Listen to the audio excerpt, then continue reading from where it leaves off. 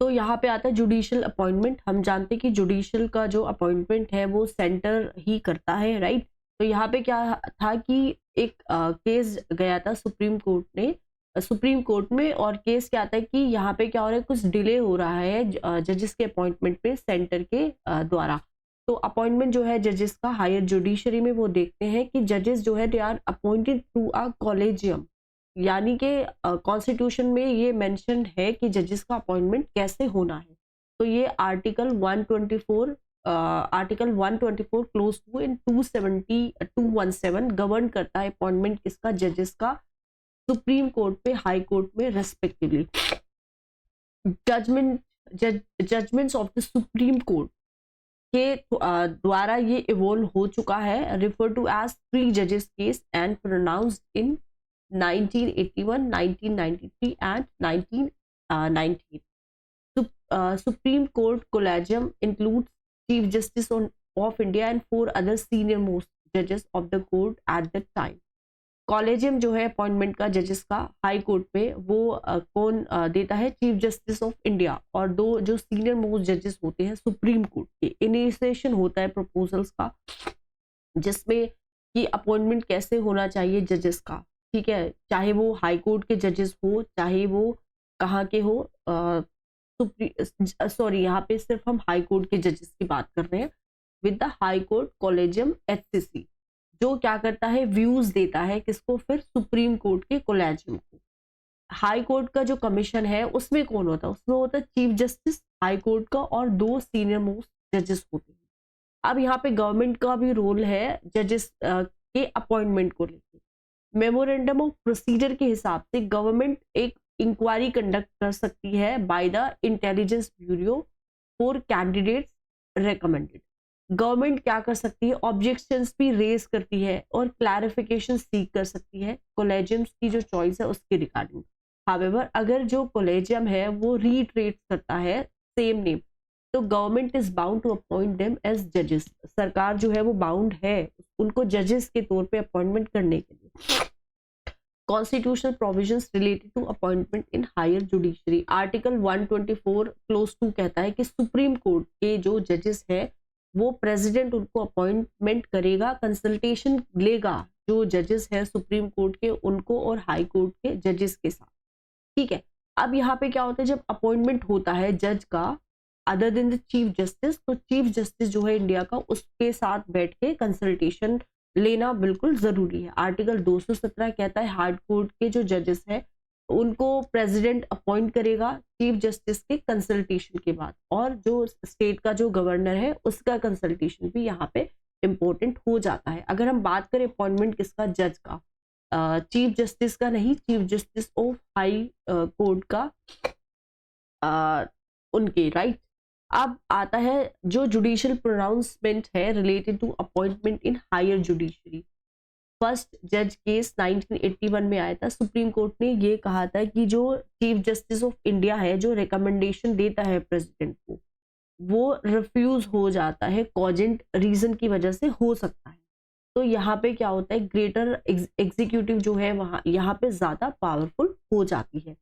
Second जजेस case आया था 1993 में, जहाँ पे सुप्रीम कोर्ट ने एडवोकेट किया था on record association versus UOI। इससे क्या हुआ था, क्रिएशन हुआ था एक कॉलेजियन सिस्टम का। सुप्रीम कोर्ट ने कहा था कि जो चीफ जस्टिस ऑफ इंडिया है उसको प्राइमल रोल दो आप अपॉइंटमेंट्स में। 3 जजेस का केस आया फिर 1998 में related to the meaning of the term consultation, article 124 में और आर्टिकल 217 में। क्वेश्चन ये था कि जो सोल ओपिनियन जो है चीफ जस्टिस ऑफ इंडिया का, वो could by itself constitute a consultation. In response supreme court ने ये कहा कि कुछ गाइडलाइंस है जो कॉलेजियन सिस्टम की फंक्शनिंग के रिगार्डिंग है। अब आता है all India judicial services. News में है कि जो कॉन्स्टिट्यूशन डे है 26 नवंबर को मनाया जाता है। तो जो प्रेसिडेंट है इंडिया की, उन्होंने एक ऑल इंडिया जुडिशियल सर्विसेज जो है उसको बुलाया जजेस को रिक्रूट्स करने के लिए। अब ये जो ऑल इंडिया जुडिशियल सर्विसेज है ये एक रिफॉर्म है जो क्या करता है, रिक्रूटमेंट जो है जजेस का उसको सेंट्रलाइज करने की कोशिश करता है at the level of additional district judges and district judges for all states. Genesis क्या है इसका? आइडिया जो है AIJS का, वो पहले 14th रिपोर्ट जो आई थी लॉ कमीशन पे इंडिया के ऑन जुडिशियल रिफॉर्म 1958 में पहले आई। कॉन्स्टिट्यूशनैलिटी क्या है? इसका प्रोविजन है आपके आर्टिकल 132 में कॉन्स्टिट्यूशन का। 42nd जो कॉन्स्टिट्यूशनल अमेंडमेंट है 1976 का, वहां से ये ऐड हुआ था। But it still requires a bill to decide on its broad contours. Present status जो है रिक्रूटमेंट का जजेस का लोअर जुडिशरी में, वो देख लेते हैं। आर्टिकल 223 से 234 से कॉन्स्टिट्यूशन के जो डील करते हैं अपॉइंटमेंट किसका? डिस्ट्रिक्ट जजेस का, उसके बाद लोअर जुडिशरी का, और इसको एक स्टेट के डोमेन में प्लेस कर देते हैं। जो जजेस है लोअर जुडिशरी के up to the level of district जजेस, वो एक provincial civil services judicial exam होता है बहुत सारे स्टेट्स में, वहां से उनका अपॉइंटमेंट होता है। सिलेक्शन प्रोसेस जो है वो स्टेट पब्लिक सर्विस कमीशन और कंसर्न्ड हाई कोर्ट के जरिए होता है, क्योंकि जो हाई कोर्ट है उनका ही ये जुरिस्डिक्शन है सबऑर्डिनेट जुडिशरी में एक स्टेट का। Legal aid, parliamentary standing committee on personnel public grievances law and justice ने एक रिपोर्ट प्रेजेंट की थी। किसकी रिपोर्ट थी? उसमें क्या था? रिव्यू था। रिव्यू किसका? Working of legal aid under the legal services authority act 1987। Legal aid क्या है? लीगल एड क्या होता है कि एक फ्री लीगल सर्विसेज है जो पुअर है, नीडी पीपल है, उनको दी जाती है, जो लॉयर जो है उसकी सर्विस को अफोर्ड नहीं कर सकते, ताकि उनका जो केस है कोर्ट में जो चल रहा है उसका कंडक्ट अच्छा हो जाए। इनिशिएटिव क्या है लीगल एड के इंडिया में? लीगल सर्विसेज अथॉरिटी एक्ट आया था 1987 का। इसने एक स्टैट्यूटरी फ्रेमवर्क दिया था लीगल एड का इंडिया में। इस एक्ट के तहत क्या हुआ था कि जो नेशनल लीगल सर्विसेज अथॉरिटी है, स्टेट लीगल सर्विसेज अथॉरिटी है और डिस्ट्रिक्ट लीगल सर्विसेज अथॉरिटीज है, उसको नेशनल स्टेट पे एस्टेब्लिश किया, डिस्ट्रिक्ट पे और रेस्पेक्टिवली। लोक अदालत एक ऑल्टरनेटिव डिस्प्यूट रिड्रेसल मैकेनिज्म है अंडर द एक्ट, जहाँ पे जो भी डिस्प्यूट्स जो कोर्ट में पेंडिंग है तो वो यहाँ पे और या फिर जो प्री लिटिगेशन स्टेज है यहाँ पे वो एमिकेबली उनका सेटलमेंट हो जाता है। National legal services authority statutory body है, ये कॉन्स्टिट्यूशनल अमेंडमेंट करके लॉ पास करके बनी है। ये कॉन्स्टिट्यूट हुई थी under the legal services authorities act 1987 का। कंपोजिशन क्या है इसका? कंपोजिशन है चीफ जस्टिस है एक इंडिया के, जो एक पेट्रोन की तरह काम करते हैं, in chief, patron in chief की तरह काम करते हैं, और ये सर्विस कर एंड सर्विसिंग और रिटायर्ड जज of the supreme court as the executive chairman. एक चीफ जस्टिस होंगे इंडिया के और एक रिटायर्ड जज होगा सुप्रीम कोर्ट का, या वो एक एग्जीक्यूटिव चेयरमैन की तरह यहाँ पे काम करेगा। फंक्शन है कि ये लीगल सर्विसेज देते हैं जो भी वीकर सेक्शन से आपकी सोसाइटी का, उनको, और लोक अदालत को ऑर्गेनाइज करते हैं ताकि जो सेटलमेंट है, डिस्प्यूट्स जो चल रहे हैं उनका सेटलमेंट हो जाए एमिकेबली।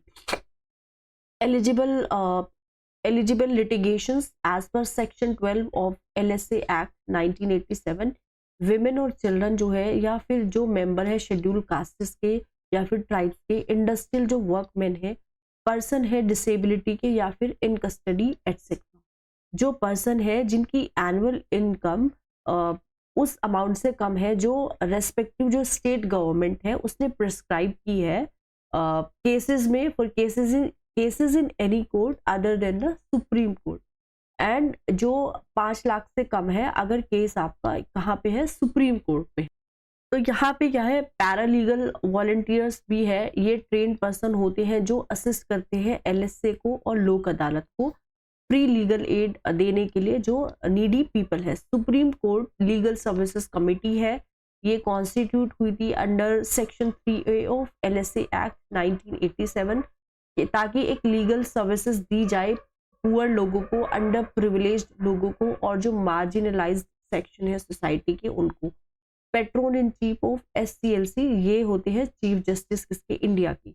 मेंबर्स किस में है? चेयरमैन है जो सिटिंग जज है सुप्रीम कोर्ट के, और इसमें 9 मेंबर और होते हैं जो कि चीफ जस्टिस ऑफ इंडिया जो है उसको नॉमिनेट करेगा। Designing innovative solutions for holistic access to justice, Disha scheme ये इंट्रोड्यूस हुई थी department of justice to create awareness through the use of technology और and developing simplified information education and communication material for the masses. इसके जो component है वो है आपका न्याय बंधु। ये एक क्या करता है, एक पैन इंडिया फ्रेमवर्क बनाता है ताकि जो डिस्पेंसेशन हो जाए प्रो बोनो लीगल सर्विसेज का। टेले लॉ ये मेन स्ट्रीमिंग लीगल एड है जो मार्जिनलाइज कम्युनिटी के लिए है through the common service centres. फिर आता है legal literacy and legal awareness programme जो इनेबल करता है वल्नरेबल सेक्शंस जो है सोसाइटी के to have information about their legal right and entitlement. Nyaya Mitra scheme है 2017 में लॉन्च हुई थी। ये फैसिलिटेट करती है डिस्ट्रिक्ट जुडिशरी को जो 10 साल से पुराने जो पेंडिंग केसेस हैं उनको क्या करने में, उनको सेटल करने में by providing legal aid to the litigants.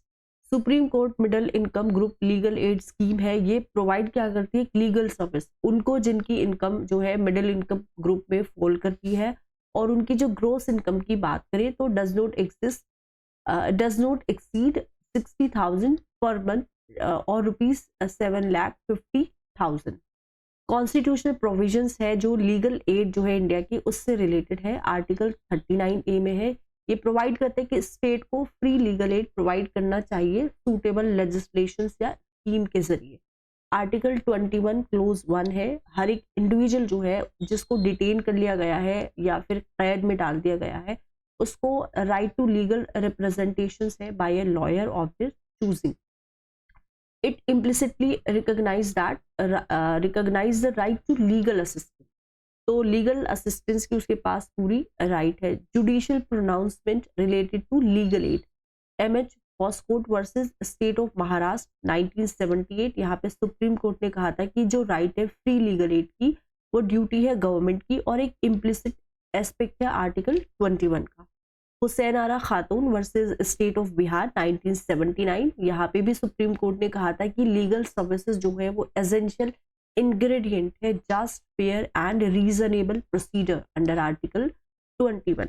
Mediation act क्या है, 2023 में रिसेंटली आया है। प्रेसिडेंट ऑफ इंडिया ने रिसेंटली ग्रांट किया है assent to the pass mediation of act 2023। ये क्या करता है, प्रमोट करता है mediation as preferred mode of alternative dispute resolution in India. About alternative dispute resolution, it refers to different ways जिससे पीपल रिजोल्व करते हैं अपने डिस्प्यूट्स ट्रायल के बिना। जो दूसरे स्टेप से जो प्रमोट करते हैं ADR को इंडिया में वो क्या है, alternative dispute resolution. Arbitration and conciliation act जो है एक्ट 1996 का, आर्बिट्रेशन का and conciliation amendment act 2019 for the establishment of the arbitration council of India. Legal service authorities act 1987 का, new Delhi international arbitration centre act 2019 का for the establishment of NDIAC for facilitating institutional arbitration. Commercial courts का act 2015 का जो promote करता है इस तरह के कमर्शियल कोर्ट्स को to adjudicate commercial dispute. Singapore Convention on Mediation is a uniform and efficient framework for international settlement. 5 तरह के होते हैं ADR, neutral third party to communicate with the parties in the exchange of information and settlement options. Traditionally अगर करते हैं दो parties के बीच में और उनका जो काउंसिल है वो इन्वॉल्व नहीं करता एक न्यूट्रल थर्ड पार्टी। एक बहुत ही फ्लैक्सिबल प्रोसेस हो सकती है जिसको इफेक्टिवली यूज कर सकते हैं किसी भी टाइम जब डिस्प्यूट हो रहा हो, right. Okay, mediation. Collaborative law क्या कहते हैं, दोनों पार्टीज जो है वो कोलैबोरेटिव जो अटॉर्नी है उससे रिप्रेजेंट होते हैं और दोनों पार्टी एग्री करते हैं नॉट टू लिटिगेट। फिर आता आर्बिट्रेशन, एक न्यूट्रल आर्बिट्रेटर है जो एक डिसीजन को रेंडर करता है जिसको हम अवार्ड भी बोलते हैं। और यहाँ पे क्या होता है, प्रेजेंटेशन होता है एविडेंस का। ऑलराइट, तो यहाँ पे conciliation, negotiation, mediation and collaborative law and arbitration. की हाइलाइट्स क्या है इस मीडिएशन एक्ट की 2023 में आया है। ये इंक्लूड्स करता है expression mediation, pre litigation mediation, online mediation and community mediation. Parties attempt to reach an amicable settlement for their disputes with the assistance of a third person referred to as mediator. Voluntary pre-litigation mediation parties जो है वो settle कर सकती हैं civil या फिर commercial disputes को mediation से, ठीक है, बिना कोर्ट से जाने से पहले या फिर कुछ जो ट्रिब्यूनल्स हैं उनको जाने से पहले। इसमें क्या होता है, डिस्प्यूट्स जो मीडिएशन के लिए फिट नहीं है, जैसे कि relating to claim against minor और पर्सन ऑफ अनसाउंड माइंड, जिसमें क्रिमिनल प्रोसिक्यूशन हो, जो थर्ड पार्टीज की राइट्स को अफेक्ट करता हो। Territorial jurisdictions mediate to take place within the territorial jurisdictions of the court या फिर tribunal competent jurisdiction unless party agree otherwise or undertake mediation in online mode। Timeline क्या है mediation को conduct करने की, it must be completed with in 120 days, जो आगे के 60 डेज तक एक्सटेंड हो सकती है। दोनों पार्टीज का कंसेंट इसमें जरूरी है। एक पार्टी विड्रॉ कर सकती है मीडिएशन से 2 सेशंस के बाद। Court annex mediation must be conducted as per the rules framed by the supreme court और हाई कोर्ट। एस्टेब्लिशमेंट कैसे हुआ मीडिएशन काउंसिल ऑफ इंडिया का, यहाँ पे एक चेयरपर्सन है, 2 फुल टाइम मेंबर्स हैं, एक्सपीरियंस है जिनको मीडिएशन में या फिर एडीआर में। एक पार्ट टाइम मेंबर है जिसको हम लॉ सेक्रेटरी भी बोलते हैं और एक्सपेंडिचर सेक्रेटरी भी बोलते हैं, और 3 एक्स ऑफिशियो मेंबर्स है। डिफाइंस मीडिएशन सर्विस प्रोवाइडर्स, एक बॉडी है या फिर ऑर्गेनाइजेशन है जो रिकॉग्नाइज्ड है बाय द एनसीआई, जो मीडिएशन को कंडक्ट करती है। मीडिएशन अथॉरिटी से हो सकता है, it can be constituted, it is constituted under the legal services authorities act 1987। Conduct of community mediation, अगर डिस्प्यूट्स को रिजोल्व करना है जो पीस और हार्मनी को अफेक्ट कर सकता है एक पर्टिकुलर स्टेट के या फिर काफी या कंट्री के रेसिडेंट को, तो इसका होता है क्या होता है कि डिस्प्यूट्स को रिजोल्व होता है लोकेलिटी से, जिसमें 3 मीडिएटर्स जो है एक पैनल में आते हैं। एनफोर्सेबिलिटी, एग्रीमेंट जो आता है मीडिएशन से वो बाइंडिंग होगा, एनफोर्सेबल होगा सेम मैनर में जैसे कि कोर्ट का जब जजमेंट आता है तब होता है। वर्डिक्ट जो है वो चैलेंज हो सकता है एक कंपीटेंट कोर्ट के सामने, और इसका जो ड्यूरेशन है वो है 90 डेज। मीडिएटेड जो सेटलमेंट है वो चैलेंज हो सकती है फ्रॉड के ग्राउंड पे, करप्शन के ग्राउंड पे, इम्पर्सनेशन के ग्राउंड पे, और डिस्प्यूट जो फिट नहीं है मीडिएशन के लिए। लोक अदालत जो है एक ऑल्टरनेटिव डिस्प्यूट रिड्रेसल मैकेनिज्म है, ये इन्वॉल्व करता है बहुत सारी मेथड जिससे कॉन्फ्लिक्ट जो है वो ट्रेडिशनल जो कोर्ट सिस्टम है उसके बाहर ही सॉल्व हो जाते हैं। ये प्रोवाइड करते हैं एक स्पीडी, चीपर और ज़्यादा एमिकेबल अप्रोच कॉन्फ्लिक्ट को रिजोल्व करने के लिए। की एस्पेक्ट्स क्या है लोक अदालत के, लीगल सर्विस अथॉरिटीज एक्ट आया था 1987 में, तो उसमें क्या हुआ था, टीयर्स कॉन्स्टिट्यूट किए गए थे डिफरेंट लेवल्स पे, जिसको हम नेशनल लोक अदालत के नाम से बोलते हैं, स्टेट अथॉरिटी लेवल के नाम से बोलते हैं, हाई कोर्ट लेवल और डिस्ट्रिक्ट कोर्ट लेवल और ताल्लुक लेवल। नेशनल लेवल की जो लोक अदालत है वो रेगुलर इंटरवल्स पे हेल्ड की जाती है ऑन अ सिंगल डे। लोक अदालत जो है वो पूरे कंट्री में ही चलती है। कुछ मोबाइल लोक अदालत भी है, ये भी ऑर्गेनाइज्ड है। जुरिस्डिक्शन, डिस्प्यूट्स या फिर जो केसेस जो पेंडिंग है अभी कोर्ट में, वो या फिर प्री लिटिगेशन स्टेज में है। नेचर क्या होना चाहिए केसेस का, सिविल केसेस हो सकते हैं, मैट्रिमोनियल डिस्प्यूट्स के केसेस हो सकते हैं, लैंड डिस्प्यूट्स, पार्टीशन या प्रॉपर्टी डिस्प्यूट्स हो सकते हैं, लेबर डिस्प्यूट्स हो सकते हैं, और नॉन कंपाउंडेबल क्रिमिनल केसेस हो सकते हैं। पावर क्या है, सेम पावर है जो वेस्टेड है सिविल कोर्ट में under the code of civil procedure 1908। Decision award are final binding on all parties, कोई भी अपील जो है वो नहीं जा सकती कोर्ट में against it's award. Model prisons act 2023 का मिनिस्ट्री ऑफ होम अफेयर्स से प्रिपेयर किया है एक मॉडल प्रिजन्स एक्ट 2023 का, जो रिप्लेस कर देगा प्रिजन्स एक्ट 1894 का। यहाँ पे कुछ प्रपोजल्स है जो इस मॉडल प्रिजन्स एक्ट 2023 में इंक्लूडेड है। ये गुड एनकरेज करता है गुड कंडक्ट को। यहाँ पे एक प्रोविजंस है for the grant of parole, furlough and remissions to prisoners.